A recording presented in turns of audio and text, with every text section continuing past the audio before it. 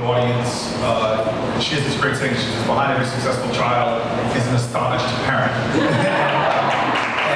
so I go. She's waiting for me in a box that has John Lewis in it, and President Clinton.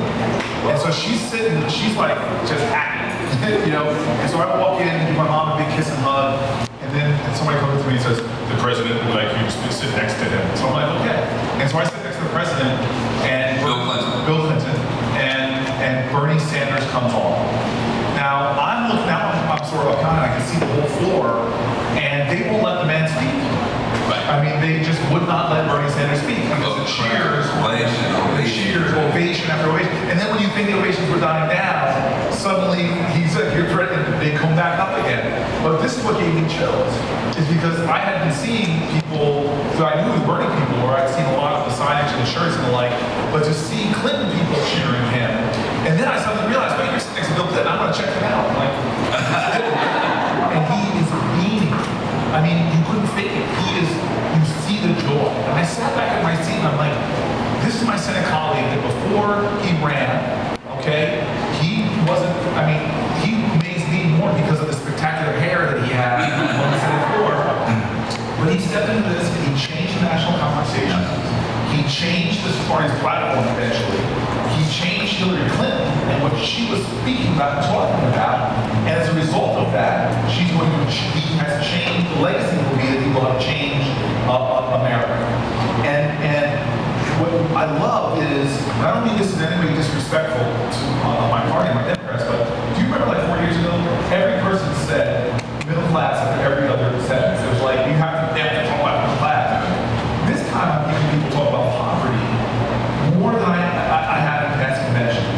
It's like, let's not talk about the middle class, let's talk about the truth that we have tens of millions of Americans living in poverty today. And I think that is a result of Bernie Sanders, shifting our party to focus on the unfinished business. Hearing Clinton guys speak that beautifully to Bernie Sanders, give him a round of applause.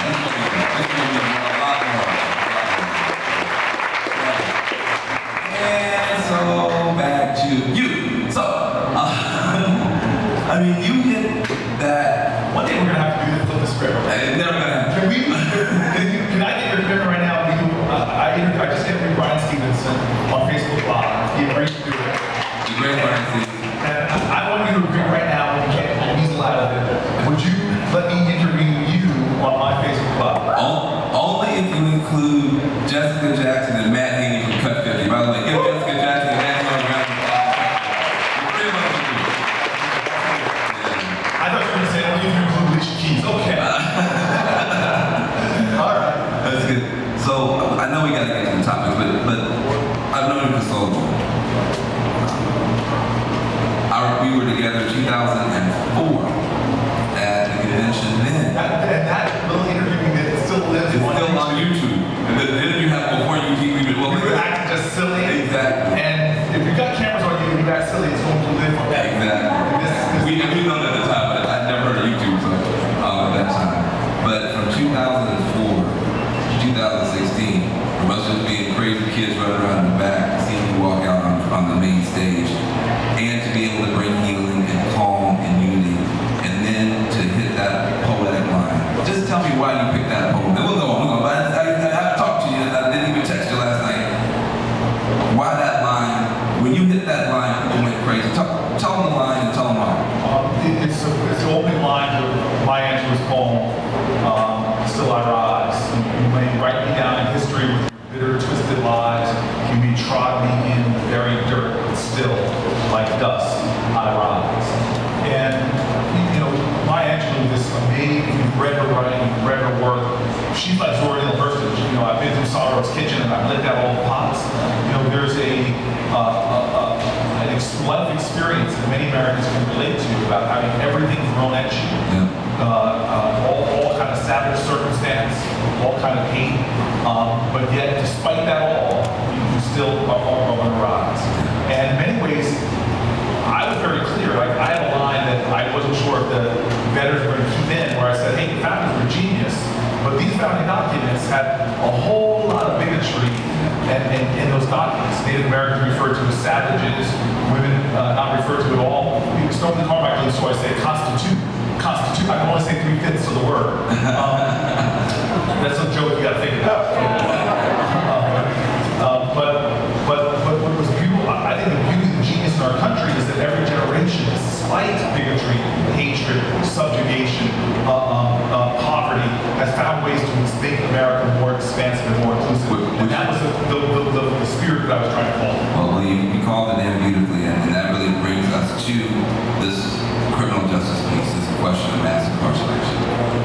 You have, again, as a fresh person senator in the minority party, stepped forward in a beautiful way. Do you think in these remaining months we have a chance? If so, why? And if not, what do we do? Well, so I just, first of all, when I said with Van, he is way too deferential, but I think this is a great thing to think about with Donald Trump. What a person says about someone else says more about them than the person they're talking about. And so Van is being ridiculously gracious because this criminal justice reform fight, he has been in the trench with me. I may be a United States Senator, but he has lobbied in Washington, he's talked to people, he's solidified the external coalition, put pressure on the internal coalition. He has been an architect of the movement, and we have now sort of come to a point where we have a piece of legislation on the House, on the Senate side, and some pieces of legislation on the House side, that I want to be honest here, they are not good enough. There are stuff that is good in this legislation that will make instant change, like the fact that we have people that were convicted and sentenced under a crack cocaine powder disparity 100 to 1. Congress changed it to 18 to 1, which is still ridiculous and offensive. And so now these people who serving these long sentences, folk are going to come in and out of prison now for the same crime, in and out of prison, while these folks are still in prison. That's injustice. So this bill does things like unwind that. It does things like lower mandatory minimums, but it is not as far as we need to go. And so whether this bill passes or not, let it not diffuse any energy out of this movement, because we have so much work to do to unwind one of the greatest injustices that's been visited in our country since Jim Crow. And please understand, saying that I have this problem, I can't even move around John Lewis and not have this reverence for him that makes it difficult for me to speak to him like I would speak to a normal human being. When he's marching on the Independence Bridge, I say he, with hundreds of other folks for voting rights, and wins the Voting Rights Act, would he have ever imagined that there would be a day that some states like Florida have 1 in 5 black folk who can't vote because of felony disenfranchisement?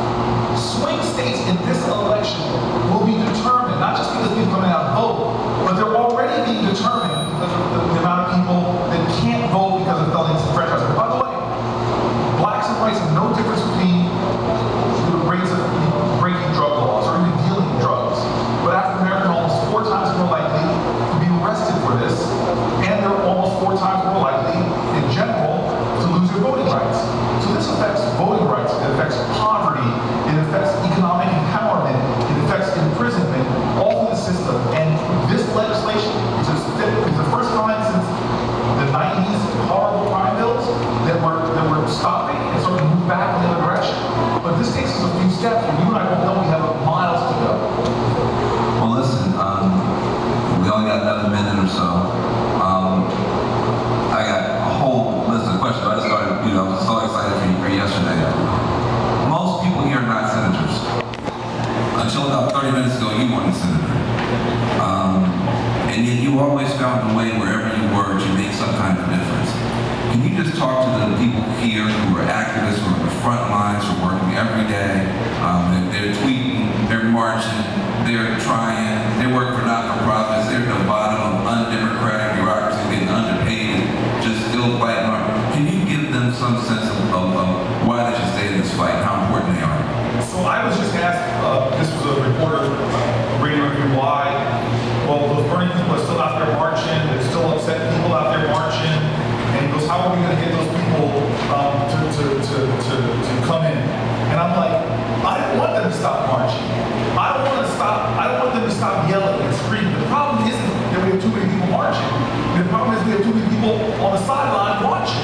not getting engaged.